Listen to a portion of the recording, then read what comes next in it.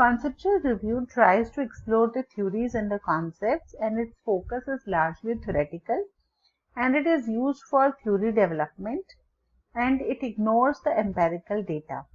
In this, we try to understand the existing conceptual models and define and frame the definitions of a particular concept and identify the gaps and overlaps in the definitions. Basically, the concepts are enhanced instead of focusing on the overall scope or on the overall understanding of a particular field or studying the qualitative and the quantitative aspects. Here we are focusing on the definitions and enhancing of those definitions and concepts, related concepts which help in understanding the base concept in an easy manner, refine the definition and propose the theoretical models.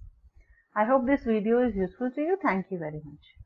An example of conceptual overview review would be, suppose we are defining the field of metaverse. Now, metaverse is a very commonly known topic, but we try to understand the virtual reality, how it is different from metaverse, how virtual reality has transformed into metaverse, and what are the striking features of metaverse that we can see from the enabling technology. So such definitions, such descriptions, examples that bring out the concept behind the metaverse will be an example of conceptual review.